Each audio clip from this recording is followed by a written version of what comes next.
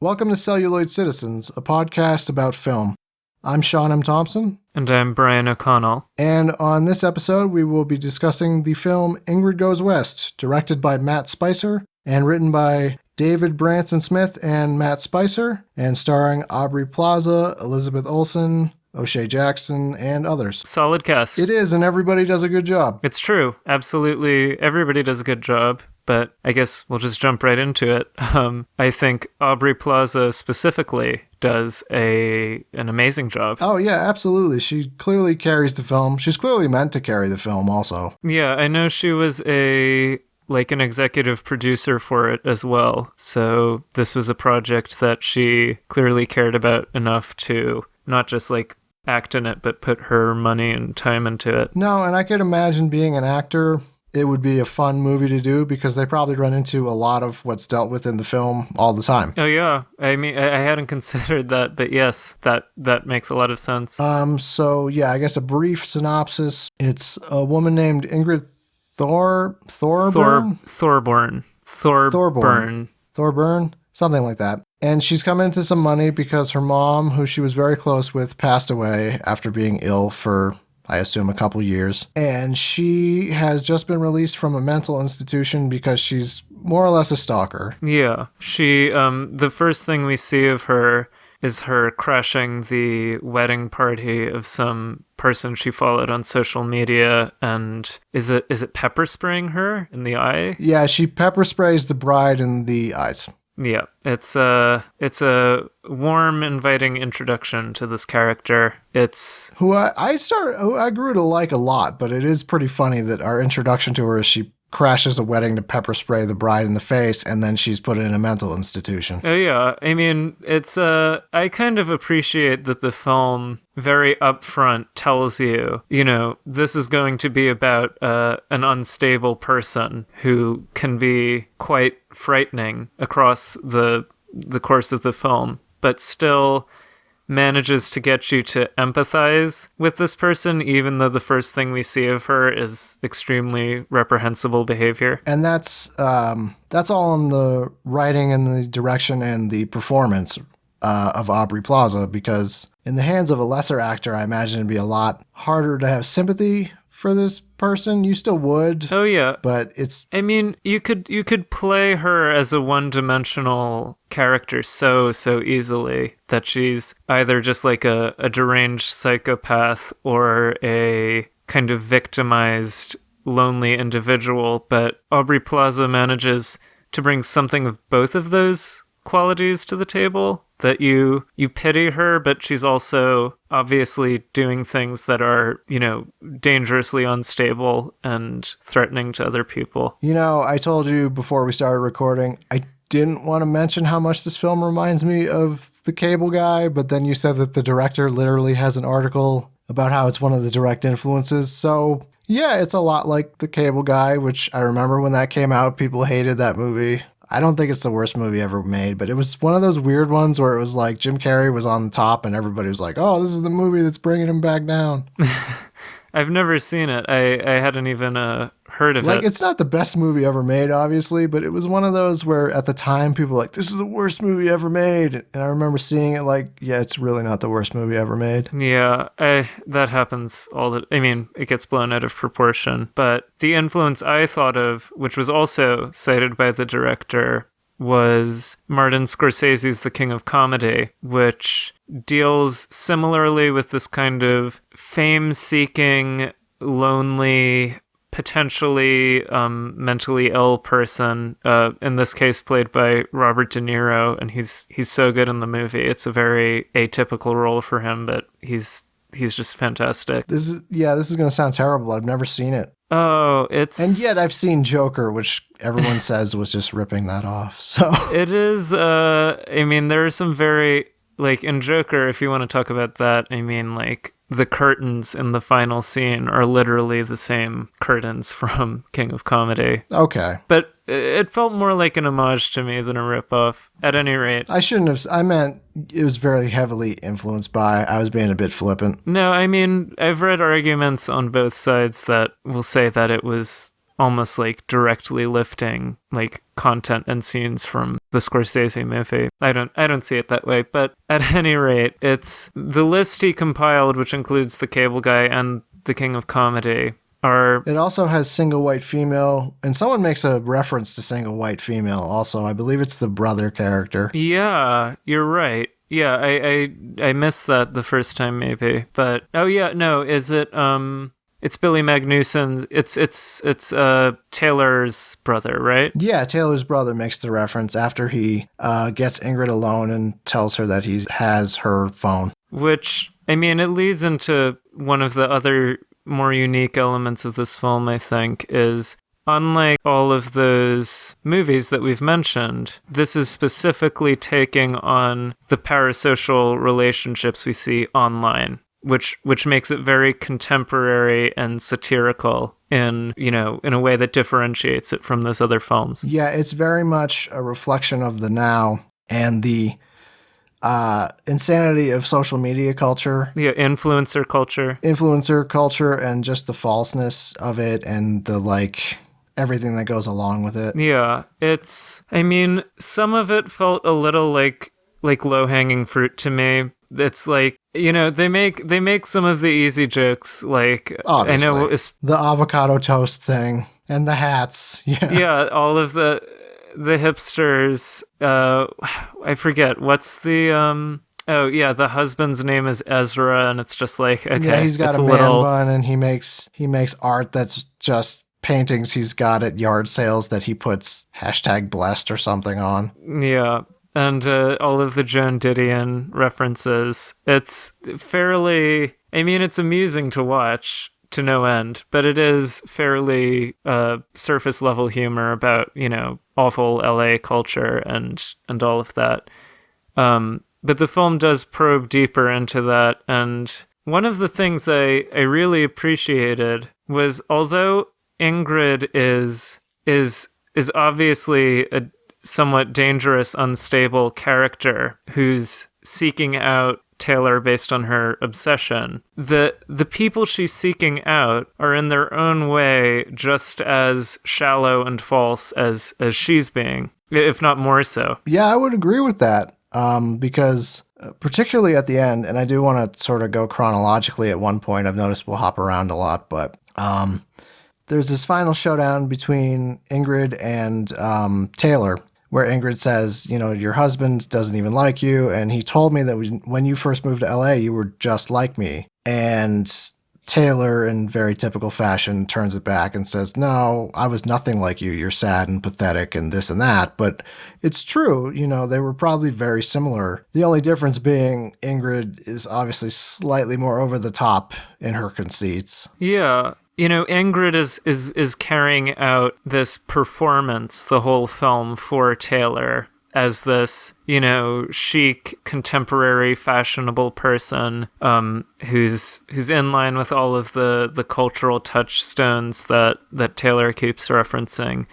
But there's a very telling conversation. I know we're jumping around, but there's a very telling conversation that Ingrid has with Taylor's husband, where he's like, oh yeah, those books she posts about, she doesn't even read them. It's posture. It's an act. And in that sense, Taylor, this whole lifestyle that Ingrid is looking for is just as empty as her performance of it is, as her imitation of it is. One thing this film really makes me think about is, and I don't like doing personal anecdotes. I feel like that might get in the way, but I always think about this. One time in college, so I got invited to a party that was almost entirely photographers, and I cannot tell you how unfun that party was, because literally every 5 seconds you'd be drinking a beer and someone would be like, hey, let me get actually move your hand maybe a little to the, okay, good, and you stand up, and then that was like for 3 hours, and no one's actually, it's this pantomime of living and having fun, where it's like you're not actually doing it to enjoy it, you're thinking about it in terms of what will look the best. Oh my god.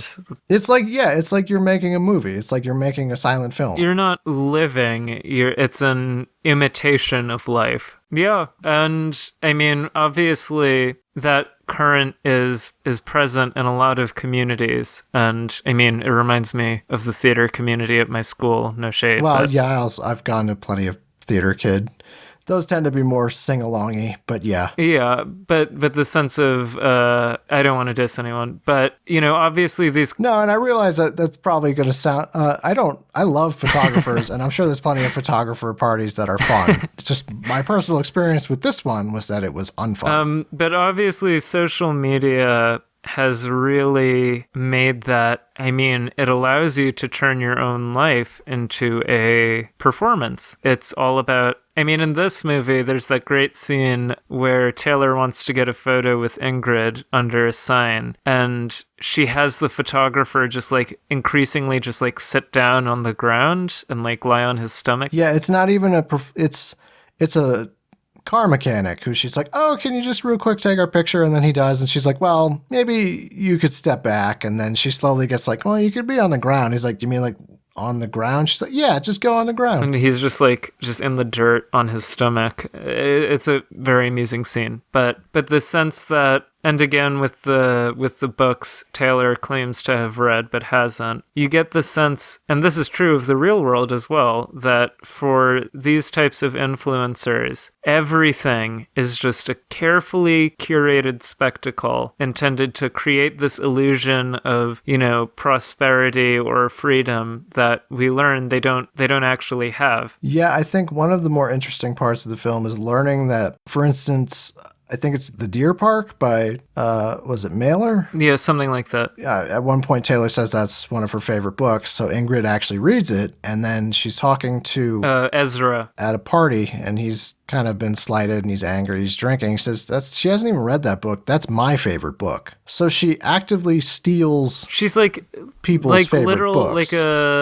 I mean, the word that comes to mind for me is almost like parasitic or vampiric in some way, that you're just, and Ingrid does this more explicitly across the film, like accumulating little like cultural and personal signifiers and then just attaching them to yourself to show that you can live this imagined lifestyle. I mean, definitely Ingrid, you see her imitating Taylor's fashions, going to the places she takes pictures of, just like remaking herself in this woman's image. It's kind of unsettling in that way. And it's one of the, unfortunately, kind of unsettlingly true things about a lot of social media and online culture in general. Oh, absolutely, it's true. I can tell you there's more than one person I suspect. I won't say anybody specifically, but there's accounts where people have a new book every like 2 days. They're like, oh, I just read this. It's fantastic. And either they're speed readers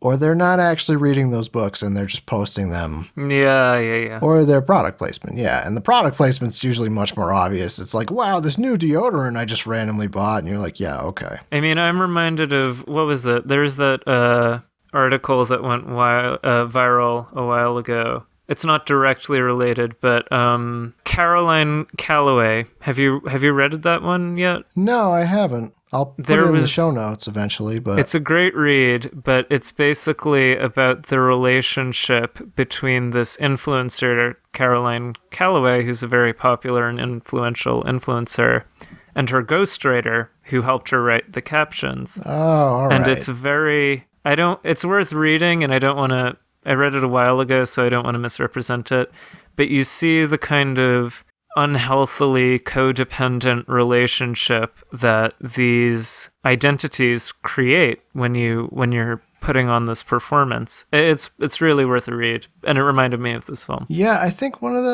there's a lot of interesting things that this film brings up, and one of the things on the second watch that's most interesting to me is how her Taylor's husband actually probably, I would think, suffers almost more than everyone else, because he's like, yeah, I just fell in love with this woman. Then she got into this social media influencer stuff, and suddenly like everything's completely different, and we have to do all this really forced stuff. They're outside of Ingrid. I think there are only two people in this film that I really strongly, I feel like they're good people, and they're not this kind of shallow, narcissistic type of personality that you see in the other characters.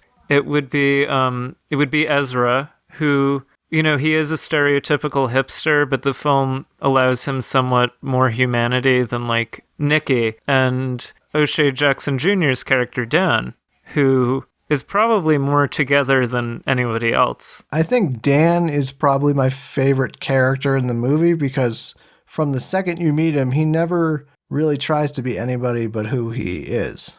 Also because it's played by Ice Cube's son. Yeah, no, I mean, he's delightful and amazing and a pleasure to watch. He is, but he's so idiosyncratic too. Like, he's just like really upfront about like, Well, that's I love the thing. Batman. He's living authentically then, though. You know, he's not trying to hide his weird Batman fixation from anybody. He's... No, and there is a scene where Ingrid takes him to a party with Taylor and her brother.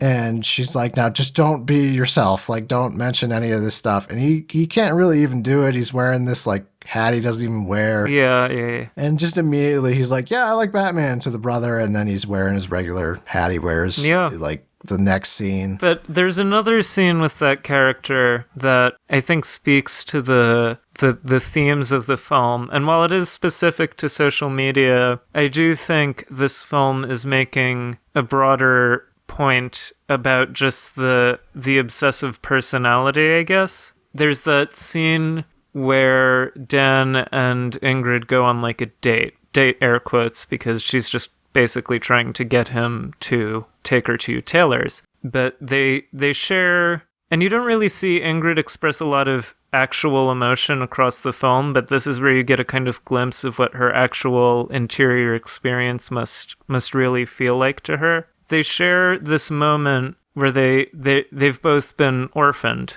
Dan lost his parents in a car crash, and Ingrid's mother obviously passed away before the start of the film. But Dan says that Batman, subsuming himself into this character helped him to cope with the loss of his parents. Something along those lines. And I feel like that's a clue as to why Ingrid is like pursuing Taylor, and before that, was pursuing other people, whoever the girl was at the wedding, and presumably this is like a pattern of behavior for her. That her attempt to lose herself in another person's identity is a result of actual deep emotional wounds, that she's trying to escape herself in a way.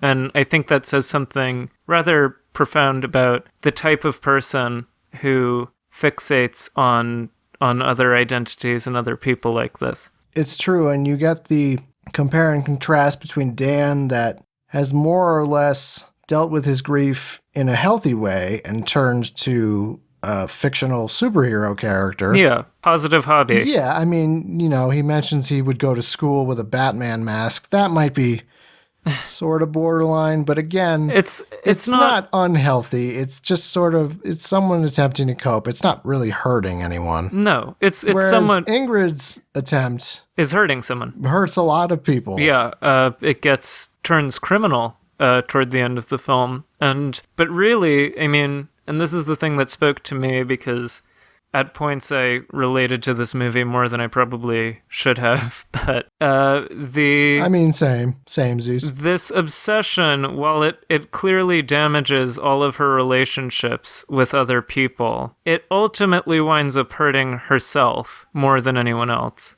This relentless pursuit of this unattainable, fantasy that she's been going after, what it's really ultimately doing is serving to hurt her and to cause her to ignore her own concerns and the things that she needs to do to recover.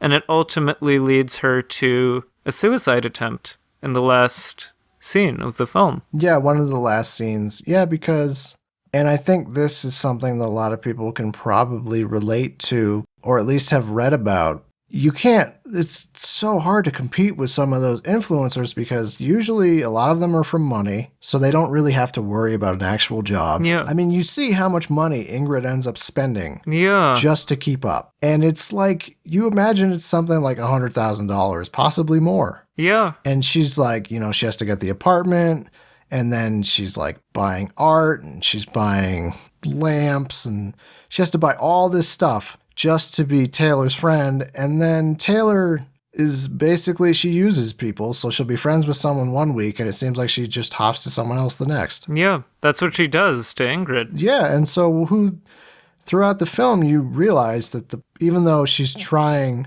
to get in good with Taylor, and it might seem like she's hurting Taylor because she's being manipulative, the person she's hurting is herself. She's losing all this money that she could be spending on all sorts of stuff. And she's ignoring, like, actual positive connections in front of her. Yeah, that is one of the ironic things, is that kind of inadvertently, without trying to, she ends up meeting this great guy who really loves the hell out of her. Yeah. She gets a nice place in LA, and she gets like a whole new life, but she's so focused on trying to be this one woman's friend that she doesn't even realize it until the end of the film. Dan does everything for her. I mean, like, he gives her his car and she wrecks it, and he doesn't stay mad about it. It's like a self-destructive impulse that she's just ignoring the actual opportunities for growth and positive change in front of her, which she's a victim of those impulses, not like, it's not like she's blindly ignoring it. But I think that's one of the remarkable, I mean, this is probably just a result of my own personal, like, film lens on it anyway, but it reminded me a little bit of Fassbinder, who we mentioned on our Suspiria episode. He was talking about it in a more explicitly political context, but he made films about people who were basically in love with their oppressor socially, and these people are exploited and ravaged by this other person, but they just can't see it that way because they're so in love with this person. And I think that's kind of the case here with Ingrid, and that she's focused, so single-mindedly focused on Taylor, that she can't see that not only is Taylor, like, you know, just not a good person, but she's not even an interesting person. And that, you know, Taylor's interests aren't her interests. It's just the desire to imitate and possess. It's an interesting film in that way. It is an interesting film in that way. And I think the film also does a really good job of showing real people living in a real way and fake people living in a fake way. Yeah, and that's actually a wonderful way of phrasing it. Yeah, like when Dan, for instance, who's being real the whole film, takes Ingrid on a date, he goes to this kind of cheesy, I think it's a Chinese food place. It's Hawaiian themed, sort of. Yeah, it's hokey. It's hokey, but, you know, he says, it's kind of lame, but this is the place that I like. I like coming here. Yeah. And he's like, I realize Batman's sort of silly, but, like, I love Batman. Yeah. And even the hipster character of Ezra, even though you might have your issues with him, he is coming from an honest place where he wants to be an artist, and he doesn't really have a social media platform. He kind of just wants to do art for art's sake. He doesn't sell his paintings. That's the first time, like, when he shows Ingrid his art, she's like, how much is it? And Ezra's like, oh, they're not really for sale, but speaks over him and says, oh, we're thinking around like this price. And, you know, you get the sense that he has more integrity than Taylor, and also Nikki is another shallow, parasitic presence in this film. Well, but if you think about Taylor, it's like if you actually, you take away the books, because clearly she hasn't read the books, and you take away possibly the food, because do you even know if she eats that food? I mean, I don't know. You don't really get a sense of it. And I think, yeah, if you take all that away, you realize, like, what is she even? She's not really, you don't really know what she's like other than mean. She seems empty in the same way that Ingrid is. And there's an early scene, I forget what the exact line is, but it's when they're stranded on the roadside, and Ingrid turns to her and says with, like, heartbreaking sincerity, "You're the most interesting person I've ever met." And it's just, it's absurd to see that statement. I mean, it's ridiculous, because we've seen Taylor already is as vacuous and, you know, self-absorbed as Ingrid is. She's not even marginally interesting, because all of her whole life is constructed around, like, a carefully curated lie. But Ingrid is so infatuated. Yeah, the true irony of the film is that Ingrid is the one that actually has the personality, and Ingrid is the one that's actually interesting. Yeah. And, like, even not trying to, she gets Dan to fall in love with her, and he's like, you just have this presence about you, and she does have a genuine personality. Yeah. And she's funny, too, like, when she goes to the place to get avocado toast or samosas or whatever, and she takes one bite and just immediately spits it out, and then there's a hard cut, and she's just eating McDonald's. Yeah. I mean, There's a couple things like that where she's just like eating a burger, and it's like really charming. Like, it's like, oh, okay, yeah, that's real. She wanted something that tasted. She's a human being. She's not somebody who's like constantly picturing themselves in a photograph that their whole life is just an image. I mean, she is an actual reality around her, but she kind of forgoes that reality for the fantasy across the film. Yeah, and there's another scene too, a good compare and contrast between the real and the fake, where Aubrey Plaza's character Ingrid has bought this house in Joshua Tree next to where Taylor has a house. Yeah. And you see a few weeks later, she's on the phone about to have her power shut off. There's like ants in the kitchen. She's only got ramen noodles left. She goes to the store to get more toilet paper and more beer, and she can only afford one, so she takes she's miserable. Yeah. She's trying to keep up with Taylor, and in so doing, and trying to live this completely false lifestyle, she is utterly miserable when just a few hours back, she was with Dan in a nice apartment. Yeah. Seemingly happy. This obsession is destroying her, and it's actually terribly sad in a lot of. I mean, this is ostensibly a comedy movie, but especially in the last 20 minutes of it, it goes to some pretty bleak places. And I think, the suicide is obviously the most notable example of that. But I think the scene following it is extremely grim in its own way. Yeah, I think ultimately, and we'll talk about this ending, but I think ultimately it's a tragic ending. Yes, she fails. Because it's sort of a careful what you wish for ending. We learn that Ingrid has survived her suicide attempt because Dan, who genuinely loves her, saw it and saw her. She's live streaming her suicide basically on Instagram. Which has its own awful irony to it. But yeah, so he calls 911 and she is saved, and she wakes up in the hospital. And he says, here's something that'll make you feel good. Your suicide video went viral.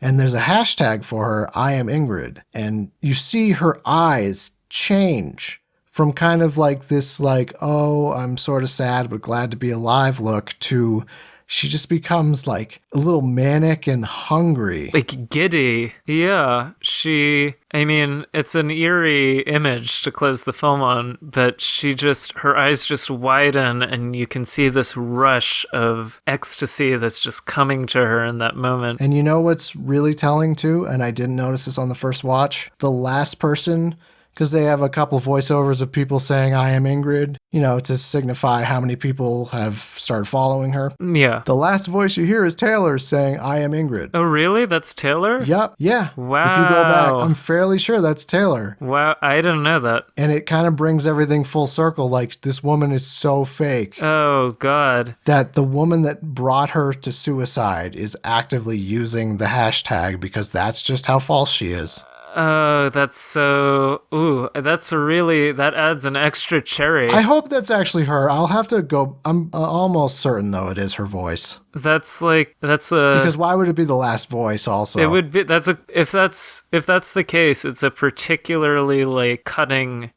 end note for the movie. Yeah, and there's a couple interpretations. You could see it as Ingrid is imagining Taylor saying that because she's so obsessive. Yeah. But I think what I choose to see it as, and what I think the filmmakers meant, is that it is literally Taylor adopting the hashtag because it's gotten so popular. That would be very in character and really seal the film's pessimistic view of the effects of social media. Yeah, in a weird way, this film is about the cycle of abuse. Well, that's the thing, because it starts with Ingrid doing something unstable and self-destructive. She recovers. She does another unstable, self-destructive thing across the course of the film. And then at the end, when it seems that this crisis may have forced her into an actual, recognition of the reality of what she's she's living with and who she is, she suddenly gets a perfect opportunity to retreat back into that fantasy. And not only that, she's going to have more power than she's ever had. Now she's the one who's wielding the clout and the, LA influencer lifestyle. And that's going to be probably even more damaging to her than leeching off someone else. I think it will be. Because, yeah, it's very bleak. Again, we started the episode talking about this, but worth mentioning again, Aubrey Plaza just sells all of that in a single expression, and it's so remarkable to me that she's able to do that. It's a really amazing performance because she has a lot of layers, and a lot of the time, she isn't speaking. Well, but you're seeing it play out. Like, you can see the real Ingrid versus the fake Ingrid. You could see the fake Ingrid becoming the real Ingrid, vice versa. You can see her acting. I've heard pretending to act not well as an actor is one of the hardest ways to act. Because it's not like we ever get, like, a message from Ingrid herself. It's not like we ever get to see a window into her inner experience, because the whole time she's acting for someone else. And when she speaks, that's the thing, like, she never says anything that she seems to really mean, but you can hear it in her voice and see it in her expression, just how contrived the whole thing is for her, that she's performing and that it's concealing something else. And that's such a delicate, also props to Aubrey Plaza for being a fan of Todd Haynes' Safe, but the character in that film played by Julianne Moore is kind of like an enigma. She's, you never really get a window into her interior life. She just kind of moves through these events as like a, eerily ambiguous, blank slate almost. And I think Aubrey Plaza, in a way that's somewhat reminiscent of that film, does this great job of managing to convey like a whole inner world without ever actually revealing it to the audience. Absolutely. Yeah, she does an amazing job. Before I forget, one thing that tickled me, and this is really neither here nor there, but someone who worked on this film is a fan of the X-Files, and I am a huge X-Files fan. And I didn't notice this again until the second watch, and admittedly my girlfriend was the one that noticed it. But the brand of cigarettes that Ezra is smoking in one scene are Morley's. And if you know the X-Files, you know that Morley's are the fake cigarette brand they invented for the show. Oh, it's a fake cigarette brand? No, it's not. I think it's supposed to be like a take on Marlboros. I don't think they're real, no. So, I haven't seen the X-Files, but every decision in a film is intentional, so somebody put that there. So, in a weird way, this film is canon with the X-Files. I guess so. Which also has equally bizarre implications. I've never seen it. Gotta get on that at some point. It's obviously an amazing show, but I'm not going to tell you what to do. Even though I sort of do, because I have you on a podcast every week covering films. It's true. But at any rate, we're running low on time here, so I guess the summation... what's your verdict on this film, Sean?